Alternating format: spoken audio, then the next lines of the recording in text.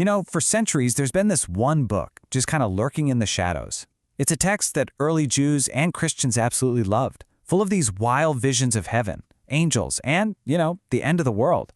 It even got quoted in the New Testament, but then, poof, it just vanished from the Western world for over a millennium. Today, we're pulling back the curtain on the Bible's most famous forbidden chapter, the Book of Enoch. So get this. What if I told you that the reason for the Great Flood wasn't just about naughty humans? Imagine a world where the lines between heaven and earth got, dangerously blurry. A world where these rebel angels came down, had kids with human women, and created a race of giant, man-eating monsters that nearly wiped us all out.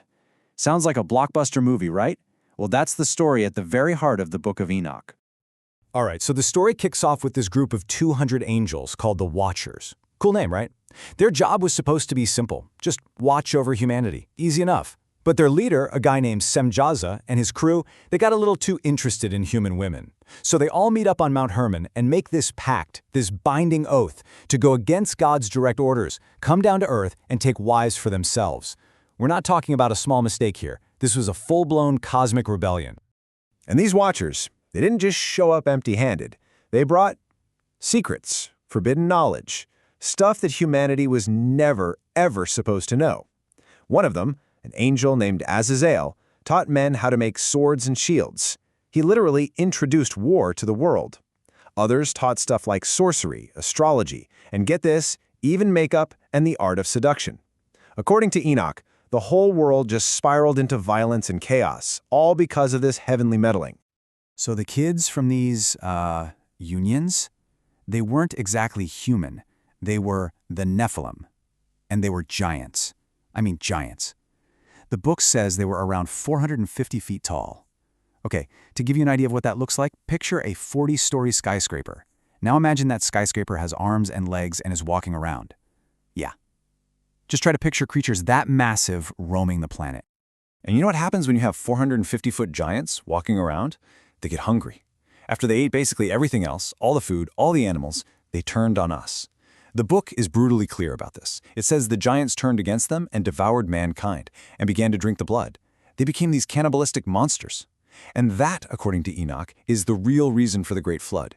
It wasn't just to wash away human sin. It was a desperate act to exterminate these things.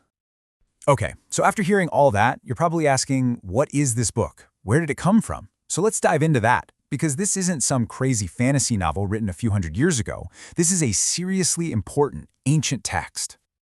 So the Book of Enoch is what scholars call apocalyptic literature. Now, when we hear apocalypse, we think end of the world, right?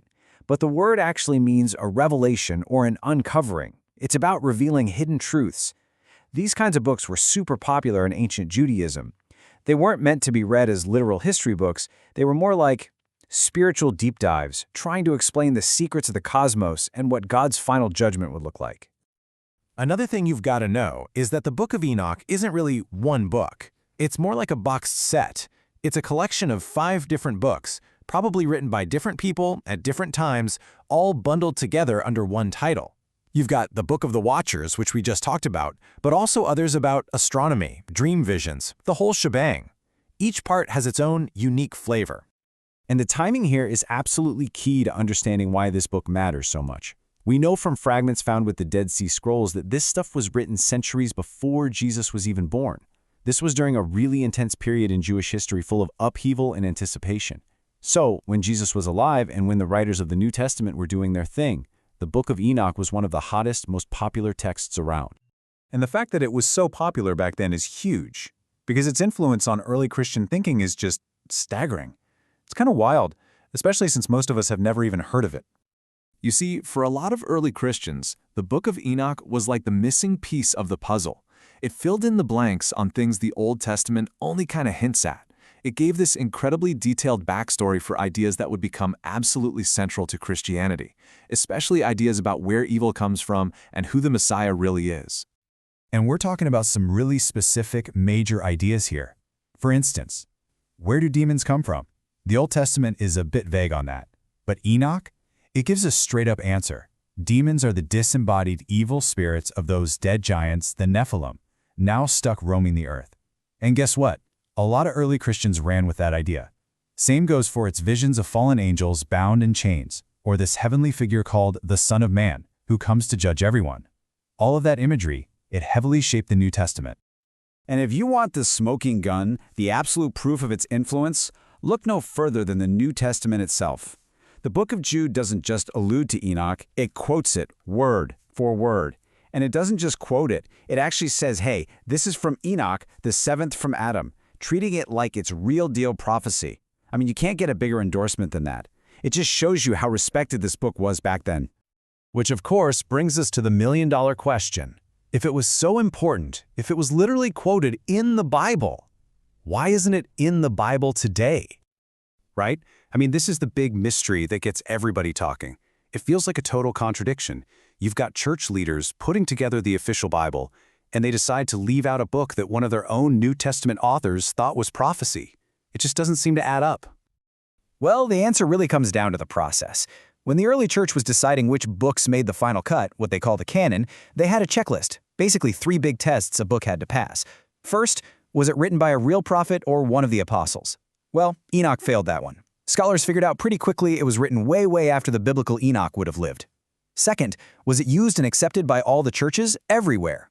Nope, it was popular for sure, but not universally. And third, the big one, did its message line up with the rest of Scripture? And with its crazy stories of angel human babies and secret cosmic tours, later church fathers thought it was just a little too wild, a little too mythological. So, yeah, it failed on all 3 counts. And here's a really important point to clear up. This wasn't some big conspiracy. There weren't guys in robes running around burning every copy of Enoch they could find. The book was never really banned because it held some dangerous secret. It was just not chosen. It didn't make the team. It was seen as historically interesting, maybe even spiritually valuable, but not divinely inspired scripture. But the story doesn't end there. Oh no. After basically disappearing from the West, the book made this incredible comeback. And what's happened with it since is maybe the most fascinating part of the whole story. So, for over 1,000 years, while Europe completely forgot about it, the Book of Enoch was being carefully preserved in Ethiopia.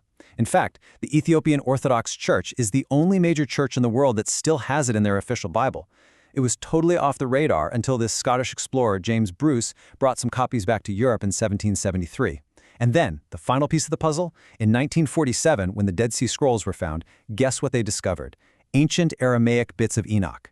This was the ultimate proof that it was the real deal, an authentic ancient text, not some later fake. So today, the book kind of lives this double life. On one hand, you have the religious and academic view. They see the story of the Watchers as a powerful allegory, a myth trying to explain the origins of sin and evil. But then you have the pop culture version, especially in the whole ancient aliens world. They look at the same story and reinterpret it completely. The Watchers aren't angels, they're advanced extraterrestrials. The forbidden knowledge wasn't sorcery, it was technology. And the Nephilim, they were an alien-human hybrid race. It's a total sci-fi reboot of an ancient story. So what are we left with? What is the Book of Enoch, really? Is it a forbidden chapter of history that was deliberately hidden away? Is it a dangerous myth filled with fantasies that could lead people astray? Or is it something else entirely? Maybe it's just a fascinating window into the past, showing us how our ancestors tried to make sense of the biggest questions of all, about good and evil, God and humanity. The book may not be in the Bible, but there's no question its incredible story is still very much alive, challenging and fascinating us to this very day.